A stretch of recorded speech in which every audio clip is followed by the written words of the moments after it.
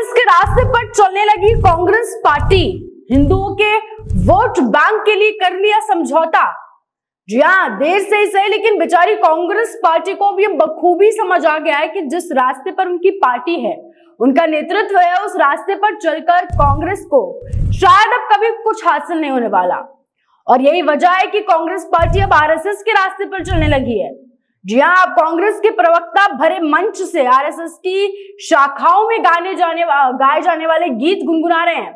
सोचिए, काफी लंबे समय तक आरएसएस का विरोध करने वाली कांग्रेस पार्टी अब उसी राह पर क्यों चलती नजर आ रही है? इसके पीछे की क्या वजह है?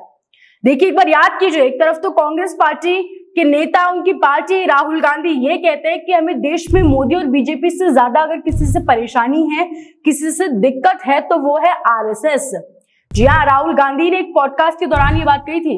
पहले तो देखिए, राहुल गांधी कभी किसी पॉडकास्ट पर नजर नहीं आए, और वो किसी पॉडकास्ट पे नजर आए तो उसमें वो पॉडकास्ट राहुल गांधी की पार्टी कांग्रेस की किसी पुराने नेता ने वो पॉडकास्ट लिया, और उस पॉडकास्ट के दौरान राहुल गांधी ने साफ अक्षरों में कहा था कि देश में सभी परेशानियों की वजह है आरएसएस। और अब उन्हीं की पार्टी के प्रवक्ता हिंदुओं के वोट बैंक साधने के लिए मंच से आरएसएस के गुणगान गा रहे हैं।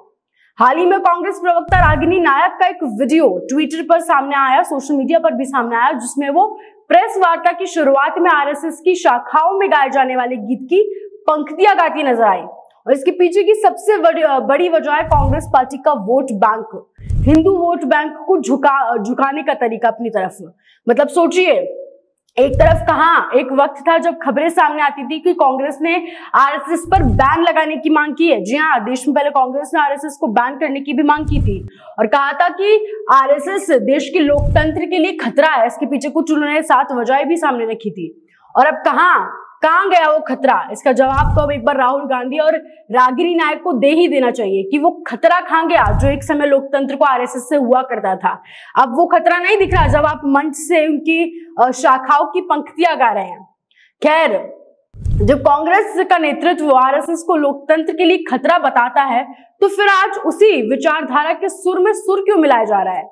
इसके पीछे की वजह क्या? और कहीं ना कहीं हमें जो ऐसा लगता है, हमारी जहां तक जानकारी, हमारे सूत्र बताते हैं, ये सब कहीं जातिगत जनगणना और यूसीसी के बाद का बैकअप प्लान तो कहीं कांग्रेस पार्टी तैयार नहीं कर रही है। क्योंकि अब पीएम मोदी ने देश में जातिगत जनगणना का तो ऐलान कर ही दिया है, जल्द ही यूसीसी भी हो जाएगा, और उसके बाद कांग्रेस की वो जो सो कॉल्ड जातिवाद वाली राजनीति की जो दुकान है, वो तो जरूर ठप होने वाली है। कहीं इसी वजह से तो कांग्रेस नेता अभी से ही आरएसएस के गुणगान नहीं गा रहे हैं कि बैकअप प्लान अभी से कहीं तैयार हो जाए। खैर, आपको क्या लगता है? कमेंट करके जरूर बताएं, जानकारी को शेयर जरूर करें, और ऐसे तमाम अपडेट्स के लिए बने रहें राजस्थान के साथ।